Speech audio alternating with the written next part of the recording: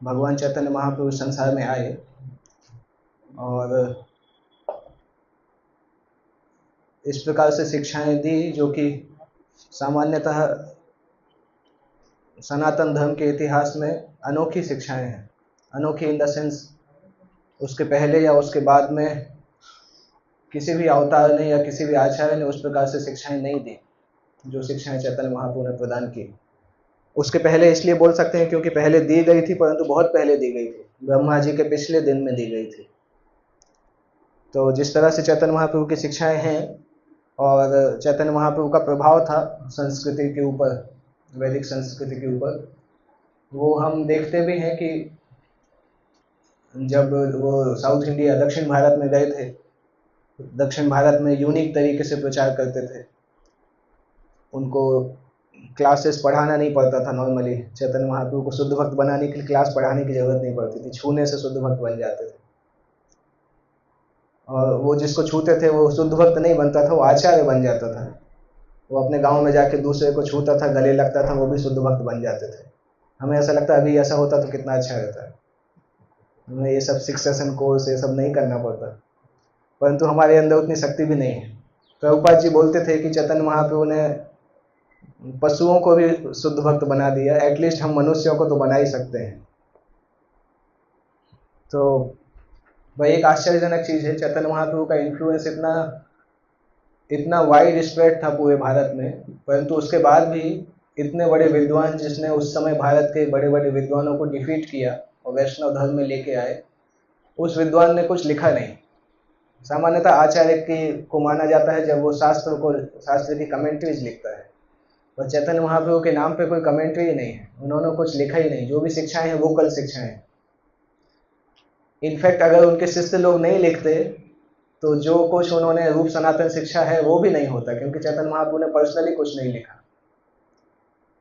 तो वो एक आश्चर्यजनक चीज है कि एक ऐसा व्यक्ति, बाहर के लोग उनको व्यक्ति समझते हैं, हम जानते हैं भगवान कृष्ण है, परंतु अगर हिस्टोरिकल तरीके से भी देखें तो एक ऐसे आचार्य जिसने पूरा एक इतना बड़ा संप्रदाय खड़ा किया, उसके हाथ से उसने कुछ लिखा नहीं, केवल 8 श्लोकों के अलावा कुछ नहीं लिखा है। परंतु चैतन्य महाप्रभु ने अपने शिष्यों को स्पेसिफिक निर्देश दिए थे कि संसार में वैदिक शास्त्र जितने भी हैं उन शास्त्रों में से ढूंढ ढूंढ के वैष्णव धर्म को स्थापित करो। वैष्णव धर्म स्पेसिफिकली गोलोक वृंदावन का जो कृष्ण प्रेम है उसको स्थापित करो, क्योंकि उसके पहले भगवान रामचंद्र की पूजा भक्ति स्थापित हो चुकी थी ऑलरेडी, लक्ष्मी नारायण की पूजा भी स्थापित हो चुकी थी, परंतु राधा कृष्ण के बारे में ज़्यादा लोग नहीं जानते थे। स्पेसिफिकली राधा रानी के बारे में लोग नहीं जानते थे कि राधा रानी कौन है। अगर हम चैतन्य महाप्रभु के पहले अगर वर्णन देखें तो कुछ ही आचार्य राधा रानी के बारे में बताते हैं। जैसे श्रीधर स्वामी जो थे वो राधा रानी का वर्णन करते हैं, और महाभारत की एक कमेंट्री है जिसको हरिवंश पुराण बोलते हैं, उस कमेंट्री में राधा रानी के बारे में वर्णन आता है। बाकी बहुत सारे आचार्य नहीं जानते थे श्रीमती राधा रानी के बारे में, या पुराणों में होने के बाद भी ज़्यादा वर्णन नहीं आता था। तो स्पेसिफिकली वैष्णव धर्म का वो पक्ष जहाँ पे श्रीमती राधा रानी का कृष्ण प्रेम का वर्णन है, वो चैतन्य महाप्रभु संसार के सामने लाना चाहते थे, तो इसलिए उन्होंने बोला, अपने शिष्यों को निर्देश भी दिए। और चैतन्य महाप्रभु ने रिक्रूटमेंट भी इसी तरह से किया। जब उन्होंने गोस्वामियों को रिक्रूट किया तो सारे गोस्वामी बहुत विद्वान थे अपने अपने फील्ड में, स्पेशली रूप सनातन गोस्वामी और जीव गोस्वामी, ये तीन जो आचार्य थे, ये बहुत सारी भाषाओं के विद्वान थे। अरबी भाषा, फारसी भाषा, हिंदी तो उतनी नहीं चलती थी, हिंदी जितना बहुत चलती थी जानते थे, बंगाली जानते थे, संस्कृत जानते थे। तो इन लोगों ने मेजॉरिटी शास्त्रों की रचना की। श्री रूप गोस्वामी ने 1 लाख श्लोकों की रचना की। श्लोक मतलब कमेंट्री, शास्त्रों के ऊपर कमेंट्री लिखी, या उनको आगम शास्त्र बोलते हैं, जो कि वेद व्यास जी के द्वारा दिए गए शास्त्रों को फॉलो करते हुए लिखे जाते हैं, उनको आगम शास्त्र बोला जाता है। श्री रूप गोस्वामी ने 1 लाख श्लोक लिखे, और उनके शिष्य जीव गोस्वामी ने 4 लाख श्लोक लिखे। प्रैक्टिकली पिछले 1000 साल में जीव गोस्वामी के जैसे संस्कृत विद्वान कोई नहीं था। इस तरीके से कि अभी भी उनके नाम से पीएचडी की डिग्री मिलती है बनारस हिंदू यूनिवर्सिटी। जीव गोस्वामी के जो संदर्भ हैं उसके ऊपर लोग पीएचडी करते हैं अभी भी, इतनी विद्वता थी जो उन्होंने सठ संदर्भ लिखे हैं। तो जिस तरह से चैतन्य महाप्रभु की सारी शिक्षाएं उनके लिखे हुए 8 श्लोकों में मिलती हैं, उसी तरह से चैतन्य महाप्रभु के जो शिष्य रूप गोस्वामी थे उन्होंने इस ग्रंथ को लिखा, Upadeshamrita the nectar of instruction, जिसमें केवल 11 श्लोक हैं। देखा जाए तो बहुत पतली सी किताब है, 20-30 रुपए की किताब। जैसे वो बोलते थे, कौन, प्रेम भक्ति चंद्रिका, कितना 2-4 आने की आती थी, तो उसी तरह से ये किताब 30 रुपए की आती है ना। एक्चुअली बीवीटी प्राइस उससे भी कम है, 30 रुपए की तो हम देते हैं इसको, बीवीटी प्राइस उससे भी कम है इसका। तो ये छोटी सी किताब भी शुद्ध कृष्ण भक्ति तक पहुंचाने के लिए सफिशिएंट है। और श्री रूप गोस्वामी प्रसिद्ध आचार्य थे, क्योंकि उनके बारे में बोला जाता था कि चैतन्य महाप्रभु के मन में जो है वो समझ गए थे, और उस चैतन्य महाप्रभु की मन की इच्छा को पूरा करने के लिए उन्होंने कृष्ण भावनामृत आंदोलन को संसार में स्थापित किया। तो इसलिए ये पुस्तक और भक्ति रसामृत सिंधु, ये 2 पुस्तक जो हैं श्री रूप गोस्वामी का मेजर कंट्रीब्यूशन है। उसके अलावा जो पुस्तकें हैं, श्री रूप गोस्वामी ने कई पुस्तकें लिखी हैं, परंतु प्रभुपाद जी ने इन 2 पुस्तकों पर फोकस किया साधना भक्त के लिए। हालांकि भक्ति रसामृत सिंधु में भाव भक्ति प्रेम भक्ति का भी वर्णन है, इसमें भी भाव प्रेम भक्ति का वर्णन है, परंतु इस तरह से वर्णन है कि साधना करने वाले भक्त भी समझ सकते हैं। तो मेरा आज का ऑब्जेक्टिव यही है, जैसे मूवी का ट्रेलर होता है ना, 1-2 मिनट का ट्रेलर इस तरह से हो कि लोग मूवी देखने के लिए आए। तो मेरा यही ऑब्जेक्टिव है कि इस बुक का ऐसा ट्रेलर हो कि अगले हफ्ते से आप लोग बुक पढ़ने के लिए आ सकें। तो मैं प्रयास करूंगा। इन जनरल इस पुस्तक के बारे में थोड़ा वर्णन कर सकते हैं, क्योंकि केवल 11 श्लोक है इसके अंदर, और उसके पहले प्रभुपाद जी ने प्रीफेस लिखा है, आमुख लिखा है। और ये आमुख छोटा सा आमुख है, करीब 2 पेज का। उसमें प्रभुपाद जी बताते हैं कि कृष्ण भक्ति है क्या और हमारा लक्ष्य क्या है, उस लक्ष्य को कैसे प्राप्त करें। इन 2 चीज़ों के ऊपर प्रभुपाद जी पूरा आमुख लिखते हैं, कृष्ण भावनामृत का लक्ष्य और कृष्ण भावनामृत को प्राप्त करने का साधन। ये प्रीफेस है। और वहाँ बिगिनिंग में प्रभुपाद जी लिखते हैं कि रूप रघुनाथ पदे होई वे आकृति, कबे हम बुझावो से जुगल प्रीति। जब रूप गोस्वामी और रघुनाथ दास गोस्वामी के चरणों में आसक्ति होगी तभी हम युगल प्रीति समझ पाएंगे। ये भी प्रश्न आता है कि इसमें रूप रघुनाथ क्यों लिखा है केवल? रूप सनातन भी लिख सकते थे, रूप गोपाल भी लिख सकते थे, तो रूप रघुनाथ क्यों लिखा है? कभी सोचा आपने कि क्यों ऐसा लिखा है? रूप गोस्वामी और रघुनाथ दास गोस्वामी का नाम क्यों लिखा है, बाकी 4 गोस्वामियों का क्यों नहीं लिखा है? सनातन गोस्वामी तो रघुनाथ दास गोस्वामी से सीनियर थे, परंतु रूप और रघुनाथ का नाम क्यों लिखा है? एक मन में प्रश्न ये भी आता है कि हो सकता है लाइन को तुक बिताने के लिए शायद वो लगाया है, परंतु वो कारण नहीं है। वो कारण होता तो मैं पूछता ही नहीं क्वेश्चन ही नहीं पूछता अगर वो कारण होता। क्यों ऐसा लिखा है कि रूप और रघुनाथ के पद में जब आकुति आकर्षण होगा तब हम युगल प्रीति समझ पाएंगे? कोई आंसर है?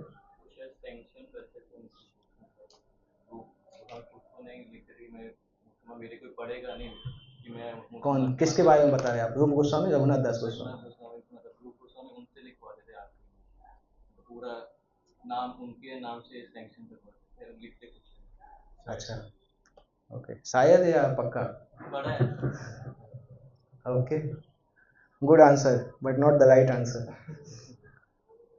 कोई और? जैसे वो अष्ट सखियों में सबसे प्रिय सखी जो है राधा रानी की, वो कहते हैं कि हम रूप गोस्वामी जी भी उन्हीं के वो हैं, और इसीलिए ठीक है, रूप गोस्वामी का समझ में आता भी है, रघुनाथ दास गोस्वामी का मैं पूछ रहा हूँ। रूप गोस्वामी का तो समझ में आता है क्योंकि वो हम सभी रूपानुग हैं, तो उनका नाम तो आना ही चाहिए। रघुनाथ दास का नाम क्यों आया है, वो मेन प्रश्न है।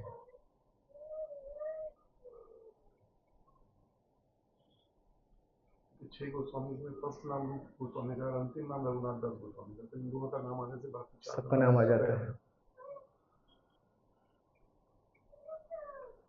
हाँ, एक पॉइंट ऑफ व्यू तो है, ये आंसर सही है, परंतु इसके अलावा भी एक और आंसर है।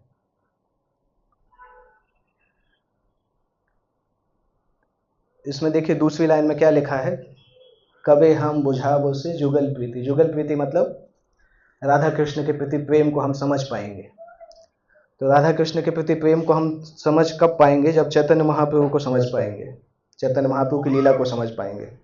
और चैतन्य महाप्रभु की मेजर लीलाएं जो है वो रघुनाथ दास गोस्वामी के द्वारा वर्णित की गई हैं। रघुनाथ दास गोस्वामी जब चैतन्य महाप्रभु ने इस संसार से चले गए थे तो रघुनाथ दास गोस्वामी सुसाइड करना चाहते थे, और उनको फिर बताया, सनातन गोस्वामी ने समझाया, बताया था कि हम सभी में से आप ही हैं जो चैतन्य महाप्रभु के साथ लगातार रहे थे, तो सुसाइड करने की बजाय आप हम लोगों को चैतन्य महाप्रभु की लीलाएं सुनाया करिए।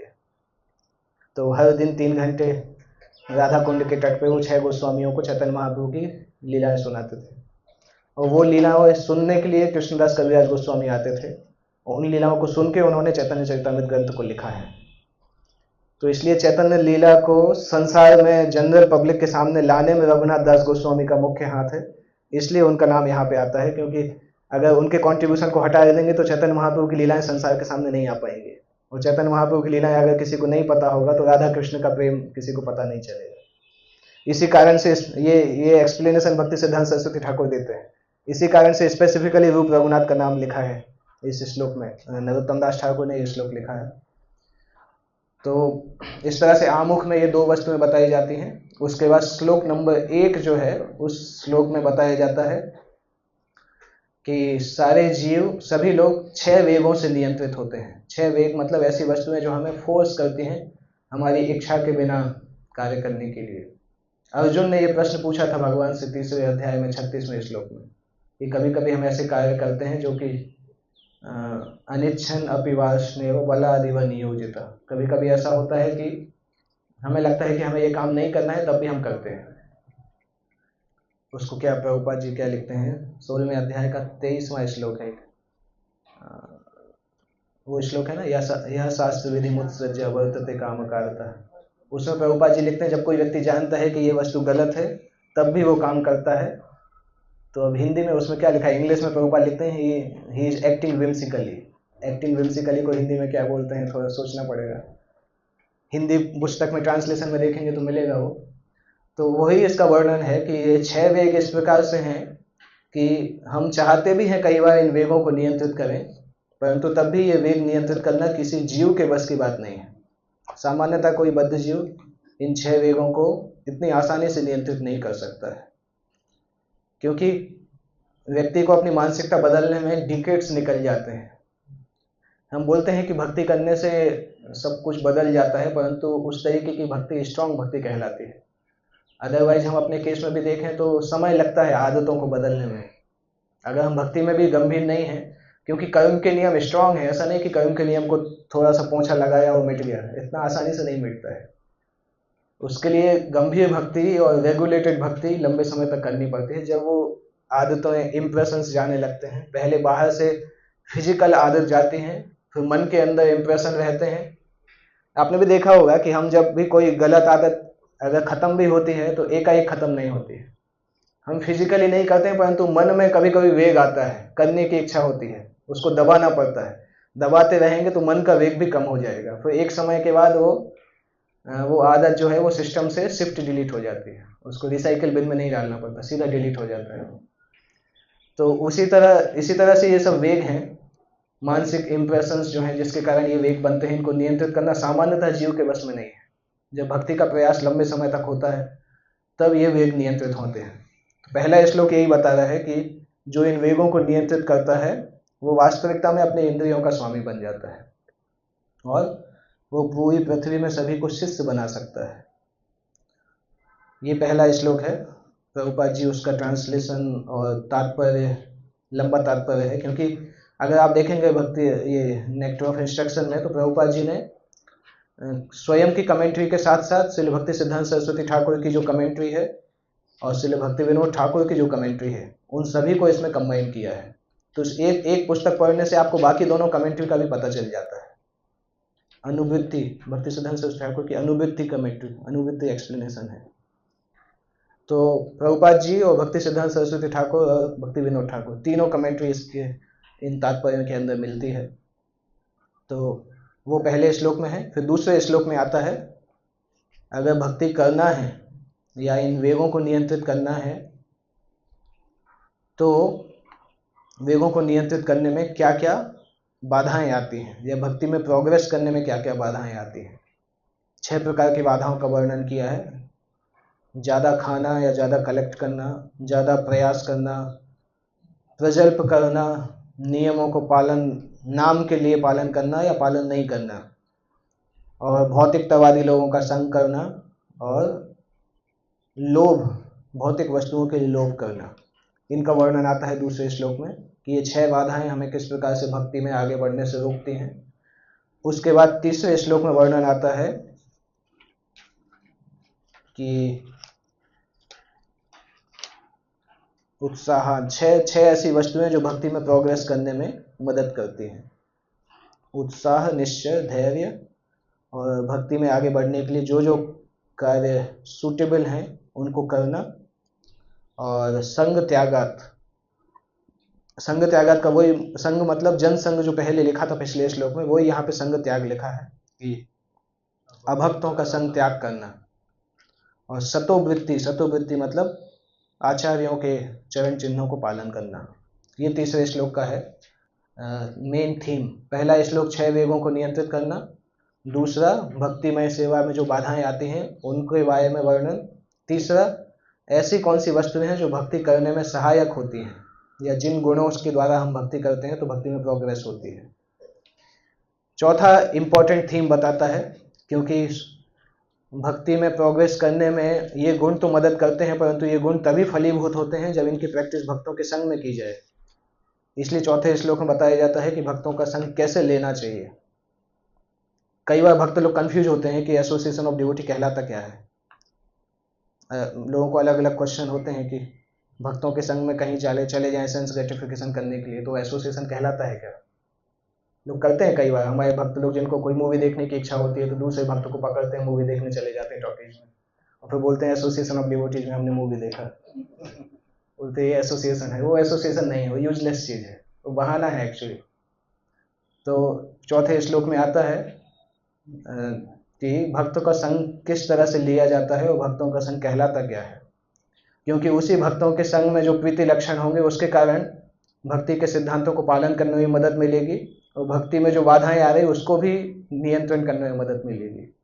तो चौथा श्लोक इसीलिए भक्ति के सिद्धांतों, भक्तों के संग के बारे में बताते हैं। प्रेम का संबंध, प्रीति लक्षणम का वर्णन है। 6 प्रकार के प्रीति लक्षण, भक्तों को गिफ्ट देना, गिफ्ट स्वीकार करना, और अपने मन की बातें बताना, भक्तों से भी पूछना, और साथ में भोजन, उनको भोजन प्रदान करना और भोजन स्वीकार करना। ये 6 प्रीति लक्षण हैं। प्रभुपाद जी इस तात्पर्य को, ये तात्पर्य प्रभुपाद जी जब लिख रहे थे, जब प्रभुपाद न्यूयॉर्क में थे 1966 में, बिगिनिंग इस कृष्णा कॉन्शियसनेस मूवमेंट स्टार्ट हो रहा था। प्रभुपाद के तात्पर्य से ही पता चलता है, प्रभुपाद उस चीज़ का जिक्र करते हैं इस तात्पर्य के अंदर। उसके बाद जब भी भक्त संघ की बात आती है तो ये प्रश्न आता है कि कैसे पता चलेगा किस भक्त का संग करना चाहिए या सारे भक्तों का संग करना चाहिए। कि मतलब ये प्रश्न आता है कि भक्त कितने प्रकार के होते हैं। अगर भक्तों का संग करना है तो कोई नया भक्त है जो कि अभी तक भक्ति में ज़्यादा प्रोग्रेस नहीं किया है, तो उसका कितना संग करना चाहिए। जो बहुत एडवांस है उनका कितना संग करना चाहिए। तो ये वर्णन आता है कि भक्त की उन्नति के स्तर क्या क्या है। इसलिए 5वें श्लोक में श्रील रूप गोस्वामी बताते हैं कि 3 प्रकार के भक्त हैं और उसी हिसाब से उनका संग भी करना चाहिए। कृष्णेति यस्य गिरितम मनसा द्रियेत। जो भी भक्त कृष्ण के नाम का जप करते हैं उनको मानसिक सम्मान करना चाहिए। मानसिक सम्मान मतलब मन से उनको सम्मान करना चाहिए। यहाँ पे ऐसे भक्त की बात की है जो कि हालांकि नाम जप चालू कर दिया है परंतु भक्ति की उच्च अवस्था में नहीं है अभी, तो उनको भी हमें सम्मान करना चाहिए। उनको मानसिक सम्मान कर सकते हैं। या प्रभुपाद जी एक जगह लिखते भी हैं कि जो भी कृष्ण के नाम लेते हैं उनको वैष्णव समझना चाहिए। तो भारत में बहुत सारे लोग कृष्ण का नाम लेते हैं, तो उनको वैष्णव समझना चाहिए, पर सम्मान कैसे करना चाहिए? वो सम्मान हम मन में सम्मान कर सकते हैं, जरूरी नहीं कि उनका संग हमें लेना होगा, क्योंकि अगर उनका संग लेंगे तो हो सकता है उनकी कुछ कई आदतें हैं जो भक्ति के विपरीत हैं। तो इस तरह से जो नए हैं उनको हमें मानसिक सम्मान कर सकते हैं। जो दीक्षास्ति चेत प्रणतिभिश्च भजन्तम ईशम, जो आध्यात्मिक दीक्षा प्राप्त किए हैं आध्यात्मिक गुरु से और भगवान के विग्रह की सेवा में लगे हैं, उनके साथ हमें संग करना चाहिए, उनका संग लेना चाहिए। और तीसरा जो है अन्य निंदादि शून्य हृदय इप्सित संग लब्ध्वा, ऐसे भक्त जो कि भक्ति में बहुत एडवांस हैं और उनका हृदय निंदा से पूरी तरह से रहित है, उनकी सेवा करने का प्रयास करना चाहिए। तो ये 3 प्रकार के भक्त हैं। 3 प्रकार के भक्तों से हम कैसे प्रेम का आदान प्रदान करें, इसलिए उनका वर्णन आता है। और इन 3 प्रकार के भक्तों में सबसे एडवांस भक्त वो है जिसका लास्ट में वर्णन आया है, अन्य निंदा आदि शून्य, जिसके हृदय में किसी दूसरे के प्रति निंदा करने की कोई इच्छा नहीं होती है। तो इसलिए अगले श्लोक में आता है कि उस भक्त का संग कैसे लेना चाहिए, जो शुद्ध भक्त है उसका संग कैसे स्वीकार करना चाहिए। और उसमें प्रभुपाद जी बताते हैं कि शुद्ध भक्त कभी भी अपने शरीर से अपने आप को आइडेंटिफाई नहीं करता है, इसलिए ऐसे भक्त को कभी भी भौतिकतावादी स्तर पर नहीं देखना चाहिए। अगर शुद्ध भक्त का जन्म किसी नीचे परिवार में हुआ है, या उनका शरीर में कुछ कमी है, या शरीर में कुछ बीमारी है, डिफॉर्म बॉडी है, तब भी उसको नहीं देखना चाहिए, क्योंकि केवल सामान्य तरीके से देखने से ये चीज़ें दिखाई देती हैं। जैसे गंगा जल, कभी कभी गंगा जल बरसात के सीजन में उसमें बहुत सारी बबल्स दिखाई देते हैं, कीचड़ भी दिखाई देता है, परंतु गंगा अपने आप में कभी भी प्रदूषित नहीं होता है। इसी तरह से जो आध्यात्मिक जीवन में बहुत एडवांस हैं, हो सकता है उनके शरीर में कोई डिफेक्ट दिखाई दे, परंतु उनकी आध्यात्मिक चेतना बहुत उच्च अवस्था में होती है। तो इसलिए उस श्लोक में फिर बताते हैं शुद्ध भक्त का संग किस प्रकार से स्वीकार करना चाहिए। उसके बाद आता है शुद्ध भक्त का संग स्वीकार करके नाम की महिमा का वर्णन रूप गोस्वामी बताते हैं। और यही फेमस एग्जाम्पल है जो प्रभुपाद जी ने कंसिस्टेंटली अपनी टॉक्स में बताया है, जॉन्डिस का एग्जाम्पल। हो सकता है जब हम इस्कॉन में आए हो पहले दिन ही ये एग्जाम्पल सुना हो। ये एग्जाम्पल ओरिजिनली रूप गोस्वामी ने लिखा है कि जो व्यक्ति को जॉन्डिस बीमारी होती है उसको कोई स्वीट का टेस्ट नहीं आता है, परंतु उसका सॉल्यूशन भी यही है कि वो उसको खाता रहे तो धीरे धीरे उसकी बीमारी चली जाती है। हम सब ने एग्जाम्पल सुना है ना, कई बार सुना है। ये ओरिजिनली इस शास्त्र में से आता है, भक्ति रस नेक्टर ऑफ इंस्ट्रक्शन उपदेशामृत में से आता है। भगवान के नाम की महिमा, भगवान का नाम, रूप, गुण और लीला शुगर कैंडी के जैसे दिव्य हैं। यद्यपि वहाँ पे जो जॉइंडिस बताया जाता है वो जॉइंडिस प्रभुपाद जी रूप गोस्वामी तुलना करते हैं अज्ञानता से।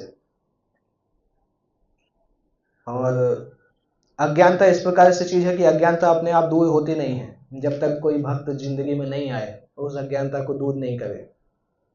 भौतिक संसार में एक ही चीज एटर्नल जैसी है, अज्ञानता, बाकी सारी चीजें टेम्परेरी है, पर अज्ञानता एटर्नल है। अज्ञानता कभी खत्म नहीं होती है जब तक स्पेसिफिक प्रयास नहीं किया जाए। तो अज्ञानता मतलब हमें अपने और भगवान के बीच का संबंध नहीं पता होता है, उसको अज्ञानता बोलते हैं। अपने बारे में भी नहीं पता है, भगवान के बारे में भी नहीं पता है। अपने बारे में पता नहीं रहता है, उसको बोलते हैं स्वतत्व विभ्रम, अपने तत्व के बारे में नहीं जानते हैं। जैसे बहुत सारे लोग हैं जो बोलते हैं कि आत्मा होती नहीं है। कुछ लोग इस प्रकार से भी बोल रहे हैं 2050 तक अगर जिंदा रहेंगे तो फिर हमेशा जिंदा रह सकते हैं। आपने देखा होगा अपने न्यूज़पेपर में, पिछले एक हफ्ते से बहुत आ रहा है। एक साइंटिस्ट ने क्लेम किया है कि 2050 तक हम पूरी तरह से इंटीग्रेट कर देंगे एआई को और मनुष्य को, तो मनुष्य की मृत्यु नहीं होगी फिर। तो समहाउ आप 2050 तक जिंदा रह जाइए, उसके बाद आप कभी नहीं मरेंगे। इस तरह से बहुत सारा वो चल रहा है। और जो लोग उसके पहले मर रहे हैं उनकी बॉडी को डीप फ्रीज करके रख रहे हैं कि बॉडी हम संरक्षित रखेंगे, जिस दिन हम मृत्यु को जीत लेंगे उस दिन इनको बॉडी इनकी ले आएंगे। और जर्मनी में एक कंपनी है जिसने ऐसा कॉन्ट्रैक्ट लेना चालू किया है एक आदमी की बॉडी को प्रिजर्व रखने के 2 करोड़ रुपए लगते हैं, और 2 करोड़ रुपए से एक डीप फ्रीज में डाल देते हैं बॉडी को। ऑलरेडी 700 लोग रजिस्टर कर चुके हैं उसके लिए, जो कि हमेशा जिंदा रहना चाहते हैं। तो प्रभुपाद जी बोलते थे पहले से ही चल रहा है, रावण ने भी बहुत प्रयास किया है, हिरण्यकश्यप ने भी बहुत प्रयास किया, तो ये साइंटिस्ट लोग भी प्रयास कर रहे हैं, वो कोई बड़ी बात नहीं है। ये तो छोटे छोटे राक्षस हैं, रावण तो बहुत बड़ा राक्षस था। तो ये अज्ञानता कहलाता है जब व्यक्ति स्वतत्व अपने बारे में नहीं जानता है। दूसरा आता है अज्ञानता परतत्व विभ्रम, जो भगवान के बारे में नहीं जानता है, या भगवान के बारे में जानते ही नहीं है, या ये मानता नहीं कि भगवान है, या अलग अलग थ्योरी होती है कि आत्मा भगवान है, भगवान निराकार है। ये सब परतत्व विभ्रम में आता है कि व्यक्ति को आध्यात्मिक तत्व के बारे में नहीं पता है। तीसरा अज्ञानता होता है साधन साध्य विभ्रम, आध्यात्मिक सिद्धि प्राप्त करने के लिए क्या करना चाहिए और वो करने के बाद क्या मिलेगा।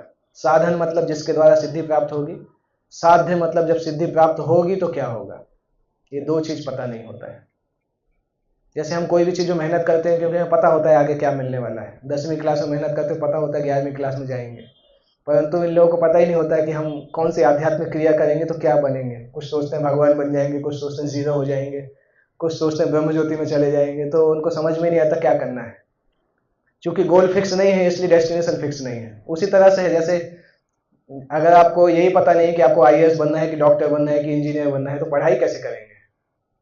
और जब पहले गोल पता होगा तब तो हम बीच का रास्ता निकालेंगे। तो इसी तरह से जब किसी को साध्य पता नहीं होता है तो उसको साधन भी पता नहीं चलता है, उसमें भी कंफ्यूज होता है। तो ये 3 प्रकार की अज्ञानता होती है जिसके कारण से हम भगवान के नाम को समझ नहीं पाते और जब भी नहीं कर पाते हैं। कई बार ये प्रश्न आता है कि भगवान का नाम तो हमेशा से शास्त्रों में दिया है, तो पहले के समय में लोग भगवान के नाम का जप करते थे कि नहीं करते थे, और अगर करते थे तो बाकी दूसरे योग धर्म की क्या जरूरत थी। अगर हरि नाम सब कुछ देता है हम जानते हैं, तो बाकी 3 योग धर्म पहले क्यों किए जाते थे। सतयुग में ध्यान क्यों करते थे, त्रेता युग में यज्ञ क्यों करते थे, द्वापर में विग्रह की सेवा क्यों करते थे। कोई आंसर है। अगर हरि नाम हमेशा से ही सबसे शक्तिशाली है तो क्या ऐसा था कि उस समय लोगों को पता नहीं था, या पता था तब भी नहीं करते थे, नहीं करते थे तो क्यों नहीं करते थे, या शास्त्रों में से मिटा दिया गया था अभी अभी निकाल के कलयुग में रखा है। क्या कारण है। जब कभी लिखा रहता है कि पिछले युगों में भी शुद्ध भक्त बहुत दुर्लभ होते थे, उसके पीछे क्या कारण है।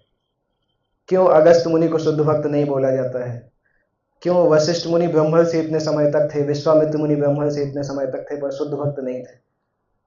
उस तरह से देखा जाए तो कलयुग में शुद्ध भक्त ज्यादा दिखते हैं बाकी युगों की तुलना में, अगर हम उस तरीके से देखा जाए तो। पर क्या कारण है। कोई आंसर है। पहले हरिनाम एक्टिव नहीं था कि उसके अंदर शक्ति नहीं थी, या शक्ति थी पता नहीं था, या क्या क्या कारण है। क्वेश्चन समझ में आया ना एटलीस्ट, कि हरिनाम पहले था कि नहीं था। हरि चैतन्य हर हमेशा से था। हाँ, तो लोग करते थे कि नहीं। मंत्र के रूप में करते तो थे। करते थे हरिनाम मंत्र के रूप में, तो फिर बाकी बाकी प्रोसेस की जरूरत क्यों पड़ती थी। अरे अगर हरिनाम करेगा तो उसको बाकी प्रोसेस की कहाँ जरूरत है फिर।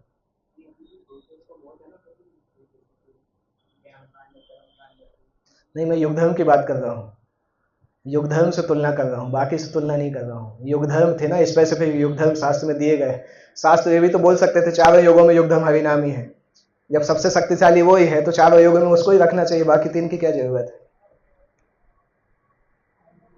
तो ऐसा क्यों है कि जो सबसे गिरे हुए लोग थे उनके लिए हरिनाम रखा, जो बहुत एडवांस लोग थे उससे हरिनाम से नीचे वाली चीज रखी युग धर्म के रूप में। उसका कारण क्या था। क्योंकि वो लोग स्ट्रॉन्ग थे, तो उनको इसलिए उनको हरिनाम करने की जरूरत नहीं थी। मतलब उनको और ज्यादा टफ चीज दी गई कि आप लोग यज्ञ करिए। पर टफ चीज देने की जरूरत क्या है। जब आसान चीज से काम हो जाता है तो टफ की जरूरत क्या है।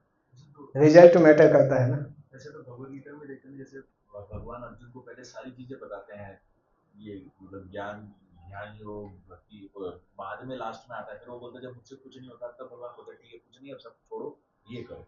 तो वैसे ही उस स्टेजेस में ऐसा हो। मतलब उस युग में अगर कोई हरि नाम लेता तो उसको इतना फल नहीं मिलता, अभी ज्यादा मिलेगा ऐसा?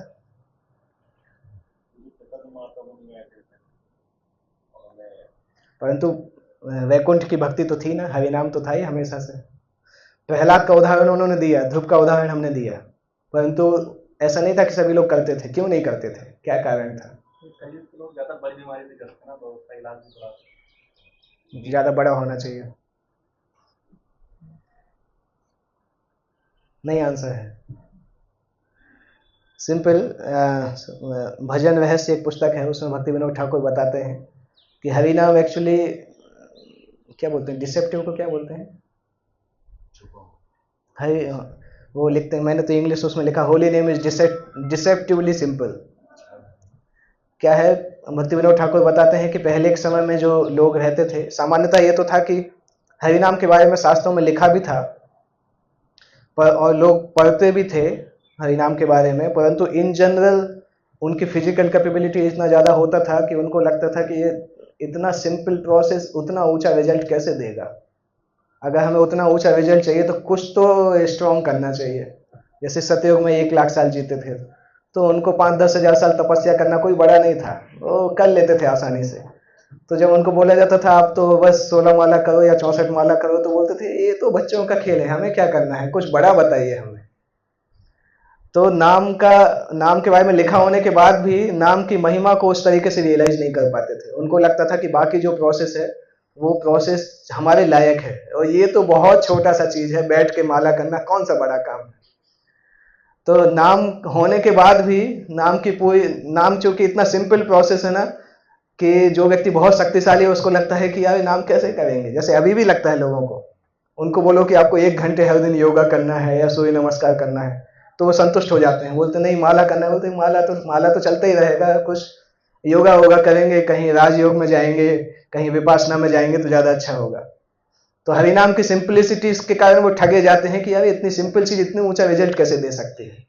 और वही कारण था कि वो लोग उस चीज को प्रेफर करते थे, परंतु जब उनके जीवन में कभी शुद्ध भक्त का इंटरफेरेंस होता था तो उनको हरिनाम की ग्लोरीज पता चलती थी। इसलिए उस समय भी शुद्ध भक्त बहुत दुर्लभ होते थे। जब कोई शुद्ध भक्त आके किसी को इन्फ्लुएंस करता था तब उसको हरिनाम के बारे में पता चलता था, अदरवाइज लोग बाकी चीजों से करते रहते थे और उस योग धर्म के आधार पर जाते थे। समझ में आया? कन्विंस हुए कि नहीं? ये मेन कारण था। भक्ति विनोद ठाकुर लिखते हैं कि हरिनाम इतना सिंपल है कि लोगों को लगता है कि कुछ और चीज की जरूरत है, पर वास्तविकता यह है कि इसको करने के बाद किसी और वस्तु की जरूरत नहीं पड़ती है। आप योग कर सकते हैं शरीर को स्वस्थ रखने के लिए, परंतु योग की उच्च अवस्था में जाने के बाद आपको जो डेस्टिनेशन मिलेगा वो हरिनाम के डेस्टिनेशन से बहुत नीचे है। क्योंकि जो ज्ञान योग या अष्टांग योग के द्वारा जो सिद्धि प्राप्त होती है वो हरिनाम से बहुत नीचे है। हरिनाम तो सीधा वैकुंठ की स्थिति देता है, परंतु लोग उसको समझ नहीं पाते हैं। वो तभी समझ में आता है जब शुद्ध भक्त आके समझाता है। तो किसी भी युग में आप देखेंगे जब किसी के जीवन में शुद्ध भक्त आया तभी वो हरिनाम से सिद्ध हुआ। चाहे ध्रुव को देखें, चाहे प्रहलाद को देखें, जब शुद्ध भक्त ने उसके जीवन में इंटरफियर किया तब वो उस तरह से हरिनाम की तरफ आकर्षित हुआ। इवन सुखदेव गोस्वामी के केस में देख सकते हैं, शुद्ध भक्तों का इंटरफेरेंस की हमेशा जरूरत पड़ती, चाहे कोई भी युग हो, अदरवाइज व्यक्ति उस तरफ नहीं जा पाता है। क्योंकि हरिनाम स्वयं भगवान है, इसलिए भगवान की इच्छा होती है कि मैं व्यक्ति के जीवन को परिवर्तित तभी करूंगा जब शुद्ध भक्त के द्वारा वो दिया जाएगा। तो इसलिए हमेशा से हरिनाम इंपॉर्टेंट था, शास्त्रों में भी था, परंतु मिलता तभी था जब शुद्ध भक्त उसको प्रचार करते थे, या जिनको शुद्ध भक्त प्रचार करते थे उनको उसका फल मिलता था। तो नाम का जप की महिमा 7वें श्लोक में आती है। उसके बाद 8वां श्लोक जो है भक्तिमय सेवा के अभ्यास के बारे में है। और श्री रूप गोस्वामी बोलते हैं सारे शास्त्रों का सार है ये, कालम नये अखिलम इत्युपदेश सारम। जितने भी उपदेश शास्त्रों में दिए हैं उन सबका सार है कि व्यक्ति को अपना पूरा समय नाम जप करने में और भगवान के नाम को स्मरण करने में, भगवान के रूप गुण और लीलाओं को स्मरण करने में लगाना चाहिए। और इस तरह से व्यक्ति को गोलोक वृंदावन में निवास करना चाहिए और भक्त के निर्देशन में कृष्ण की सेवा करना चाहिए। और ऐसे भक्तों को पालन करना चाहिए जो भक्ति में पूरी तरह से डूबे हुए हैं। ये भक्तिमय सेवा का अभ्यास 8वें श्लोक में आता है। फिर 9वां श्लोक, 10वां श्लोक और 11वां श्लोक, ये 3 श्लोक भाव भक्ति और प्रेम भक्ति का वर्णन करते हैं। उपदेशामृत में 11 श्लोकों में साधना भक्ति, रागानुग भक्ति, प्रेम भक्ति तीनों का वर्णन है 11 श्लोकों के अंदर। शुरू के 7 श्लोक जो है वो वैदिक साधना भक्ति से रिलेटेड है। 8वां श्लोक जो है वो रागानुग साधना भक्ति से संबंधित है। 9वां, 10वां, 11वां श्लोक जो है वो भाव और प्रेम भक्ति से संबंधित है। तो केवल 11 श्लोक में ही वो भक्ति साधना भक्ति से प्रेम भक्ति तक पहुंच जाते हैं। कितना शॉर्ट में दिया है पुस्तक। तो 9वें श्लोक में वर्णन किया जाता है आध्यात्मिक जगतों का, क्या हायरार्की क्या बोलते हैं उसको, कौन किस स्तर पे है, कौन सा लोक ऊंचा स्तर पे है, कौन सा नीचे, उनका वर्गीकरण करना, आध्यात्मिक लोकों का वर्गीकरण करना। उसमें बताते हैं कि वैकुंठ से ऊपर मथुरा आता है, मथुरा से ऊपर वृंदावन आता है, वृंदावन से ऊपर गोवर्धन आता है, और गोवर्धन से भी ऊपर आता है श्री राधा कुंड। राधा कुंड की महिमा 9वें श्लोक में स्थापित होती है। और उसके बाद 9वें श्लोक में आध्यात्मिक जगतों का वर्गीकरण आता है। 10वें श्लोकों में अलग अलग लोगों का वर्गीकरण आता है कि जो कर्मी लोग हैं ऐसे कर्मियों से ज़्यादा ऊंचे होते हैं ज्ञानी, ज्ञानियों से ऊंचे होते हैं प्रेमी, और इन प्रेमी भक्तों में गोपियां सबसे ऊंचे होती हैं। उन गोपियों में श्रीमती राधा रानी सबसे ऊंची होती हैं। इसलिए श्रीमती राधा रानी को प्रिय जो राधा कुंड है वो सारे भक्तों को व भगवान को सबसे ज़्यादा प्रिय है। ये 10वें श्लोक में है। और 11वें श्लोक में फिर राधा कुंड की महिमा आती है कि ब्रजभूमि में जितने भी स्थल हैं और जितने भी व्यक्ति हैं उन सभियों में श्रीमती राधा रानी भगवान को सबसे प्रिय हैं, और हर प्रकार से उनका जो कुंड है वो भी भगवान को उसी तरह से प्रिय है। यस्य राधा प्रिया विष्णु तस्य कुंड तथा प्रिया। और ये राधा कुंड बहुत बहुत महान भक्तों को भी बहुत मुश्किल से प्राप्त होता है। जो भाव भक्त, प्रेमी भक्त हैं, उनके लिए भी राधा कुंड प्राप्त करना बहुत दुर्लभ है, तो फिर सामान्य भक्तों को कैसे प्राप्त होगा। और अगर कोई उस राधा कुंड में स्नान करता है तो उसका शुद्ध कृष्ण प्रेम पूरी तरह से जागृत हो जाता है। ये लास्ट श्लोक में आता है राधा कुंड की महिमा। तो स्टार्ट होता है इंद्रियों को नियंत्रित करने से, एंड होता है राधा कुंड तक। इस प्रकार से ये पुस्तक में दिया गया है। और इस छोटी पुस्तक को गौड़ीय संप्रदाय के अंदर बहुत ऊंची महत्ता प्राप्त है, क्योंकि आप देखेंगे तो श्री रूप गोस्वामी, प्रैक्टिकली श्री रूप गोस्वामी का जो मॉडर्न भाषा में क्या बोलते हैं, मिनी वर्जन रूप गोस्वामी पार्ट 2 श्री विश्वनाथ चक्रवर्ती ठाकुर को बोला जाता है, क्योंकि रूप गोस्वामी ने जितने ग्रंथों को लिखा उन ग्रंथों के ऊपर उन्होंने कमेंट्री किया। रूप गोस्वामी ने भक्ति रसामृत सिंधु लिखा, विश्वनाथ चक्रवर्ती ठाकुर ने भक्ति रसामृत सिंधु बिंदु लिखा। तो जितने उनके ग्रंथ थे उन ग्रंथों को इन्होंने कमेंट्री किया।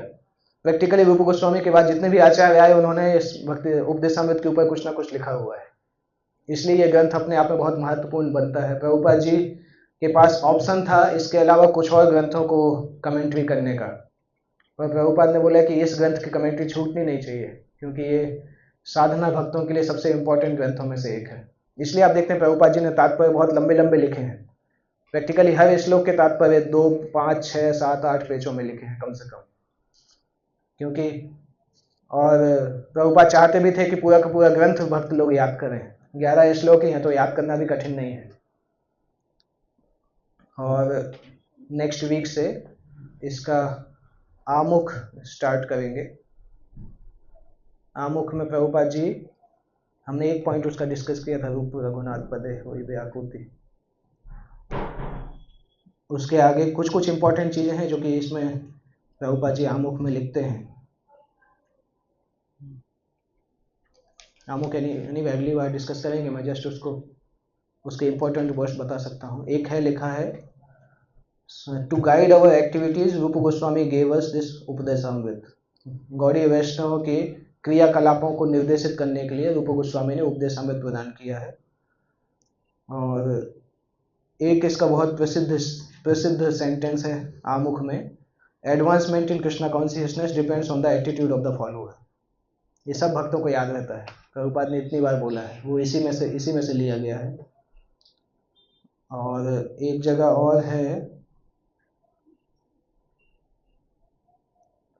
जहाँ पे ऐसा लिखते हैं कि श्री रूप गोस्वामी ने उपदेशामृत को बनाया जिससे कि इसको पढ़ने वाले लोग शुद्ध भक्त बन सकें।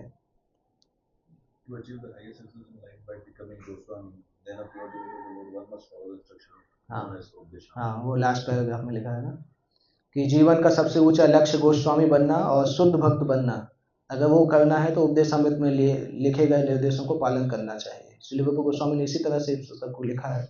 और भी पुस्तकें हैं उनकी, भक्ति रसामृत सिंधु, विदग्ध माधव, ललिता माधव, परंतु उपदेशामृत नए भक्तों के लिए पहला इंस्ट्रक्शन है। इसलिए सभी को इस निर्देशों को स्ट्रिक्टली पालन करना चाहिए, तब जीवन को सफल करना आसान होगा। अगली क्लास में इसको फिर से पढ़िएगा फिर इसको। ओके, किसी को कोई प्रश्न पूछना है?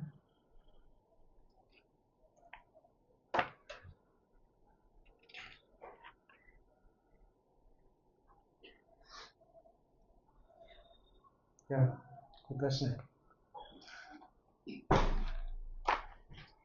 तो अच्छे से पढ़िए इसको। पढ़ते समय ये मत सोचिएगा कि टाइम ज़्यादा लग रहा है। सामान्यतः शास्त्र को ख़त्म करने के लिए नहीं पढ़ते हैं, शास्त्र को समझने के लिए पढ़ते हैं। तो टाइम भले ही लगे परंतु बहुत फास्ट जाने की आवश्यकता नहीं है, क्योंकि इसको करेंगे उसके बाद ईशोपनिषद भक्ति रसामृत सिंधु, ये अच्छे ग्रंथ हैं। जितना हमारे आध्यात्मिक जीवन का फाउंडेशन सेट कर देते हैं ये ग्रंथ, उसके बाद फिर भागवतम चैतन्य चरितामृत पढ़ना आसान होता है। ओके, तो यहाँ पे एंड करते हैं। श्री उपदेशामृत की जय, श्री रूप गोस्वामी पाद की जय।